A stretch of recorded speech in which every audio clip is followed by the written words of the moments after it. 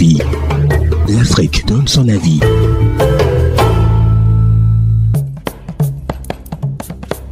Bienvenue dans Africa Vie, spéciale campagne S'aimer au naturel, une campagne de sensibilisation contre la dépigmentation volontaire de la peau et en faveur de l'acceptation de soi. Initiative de Pensée Noire Magazine et la plateforme d'information, le média MyAfrica Info. Notre quatrième invité, justement, de cette quatrième édition se nomme Jethro Decimus, artiste, chanteur, entrepreneur, responsable d'une fondation. Nous en parlerons justement longuement, très porté également sur les valeurs humaines, mais également la valorisation de la communauté noire. Jethro Decimus est notre invité.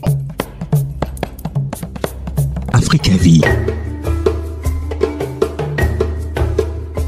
Jethro Decimus, merci d'avoir accepté notre invitation et merci de faire partie justement des personnalités qui marquent cette quatrième édition de S'aimer au naturel. Artiste de la chanson haïtienne, présentez-vous à nos lecteurs. Salut Pensée Noire, salut S'aimer au naturel. Je suis content d'être avec vous aujourd'hui. Je m'appelle Jethro Decimus, je suis un artiste, compositeur, producteur international et aussi PDG de la famille Fondation. Je suis né à la partie néerlandaise de Saint-Martin, au cœur de la Caraïbe, mais je suis d'origine haïtienne et pour moi aujourd'hui c'est un plaisir de faire ce partage avec le continent africain, avec le monde.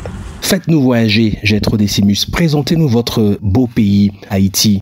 Haïti chérie, c'est le pays de mes parents, le pays de mes grands-parents, de mes ancêtres. Et c'est un pays très riche en culture. Haïti aussi, Haïti a une histoire très forte et qui fait la fierté des Africains de la diaspora. Et en 1804, on a vaincu les colons et on a obtenu notre indépendance. Donc tout ça amène une grande fierté pour le peuple noir et qui démontre qu'on peut faire, depuis qu'on a la volonté, on peut réussir et on peut faire. On n'est pas inférieur comme on nous l'a programmé. Haïti possède de beaux paysages et des sites touristiques magnifiques. Où peut-on aller en tant que touriste ?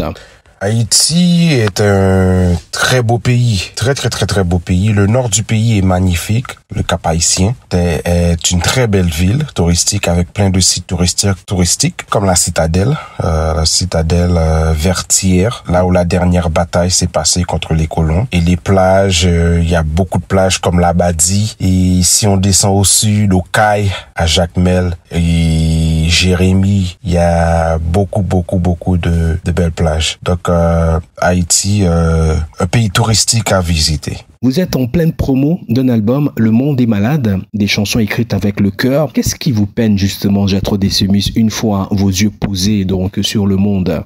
Effectivement, je suis en pleine promo de l'album Le Monde est malade. En partie, Le Monde est malade est écrit avec une peine au cœur, oui. Mais au-delà de la peine, Le Monde est malade offre une plongée profonde dans des thèmes tels que la haine, l'infériorité, la peur et l'avarice, exposant ainsi les sombres réalités qui teintent nos vies au quotidien. En ce mois de mars 2024, vous avez accepté associer votre image à la campagne S'aimer au naturel, la dépigmentation de la peau appelée Douko, si je ne me trompe, en Haïti. Est-ce une pratique que vous constatez dans votre pays? La dépigmentation de la peau, oui, en Haïti se fait rampant, surtout parmi les jeunes et les adolescents. Arrivés à l'âge de 18 ans, la dépigmentation s'intensifie et les jeunes arrivent même à changer la texture de leurs cheveux. Donc, c'est très rampante dans la communauté haïtienne. Comprenez-vous cette pratique du blanchiment de la peau? L'artiste que vous êtes a-t-il été tenté d'en savoir beaucoup plus? Mais pour moi, le pratique de blanchissement de la peau, à la base, c'est un rejet de soi-même. C'est un mouvement et un fait psychologique qui a comme objectif de donner une illusion de supériorité et d'acceptance. Donc, si tu blanchis ta peau, tu serais supérieur à ton prochain. Et si auparavant tu n'étais pas accepté à cause de ta peau, donc maintenant que ta peau est blanchie, là tu serais accepté. Donc pour moi c'est un fait psychologique. C'est un fait psychologique. Pensez-vous que le manque de figures de réussite noire ou le peu d'intérêt que peut susciter les communautés noires contemporaines à la jeune génération déçue sont des raisons de plus de rejeter sa peau noire? Non, je pense pas que le manque de figures de réussite noire incite les jeunes à rejeter leur peau. Non, je pense pas. Loin de là. Je pense que la croyance que la peau noire est intellect inférieur a transcendé de nombreuses générations et malheureusement, cette programmation se propulse toujours. Mais je pense pas que c'est le manque de figures de réussite noire ou le peu d'intérêt qui suscite les communautés noires, surtout les jeunes, à être déçus, donc qui donnent des raisons à rejeter leur peau noire. C'est quelque chose, c'est une programmation. Pour moi, la réponse centrale, c'est une programmation et qui a transcendé de génération en génération. Et là, on doit déprogrammer pour reprogrammer. Un conseil à donner à celles et ceux qui s'éclaircissent la peau et même ceux qui veulent s'y lancer, Gertrude Decimus? Un conseil que je donnerais à celles qui s'éclaircissent la peau, pour moi, il faut arriver à apprécier sa couleur de peau. Et le Créateur nous a créé avec une couleur de peau. Donc il faut s'aimer, il faut apprécier. Deuxièmement, un autre conseil pour moi, c'est de refléter en soi-même et chercher les pensées fautives et les mensonges qui sont associés avec la couleur de la peau. Donc il faut creuser fond pour voir c'est quoi les mensonges, c'est quoi les narrations et d'infériorité qui ont été programmées avec la peau noire, et il faut déprogrammer et reprogrammer. Haïti et sa population traversent des moments difficiles. Suivez-vous l'actualité du pays? Oui, Haïti traverse des moments difficiles. Oui, je suis les actualités.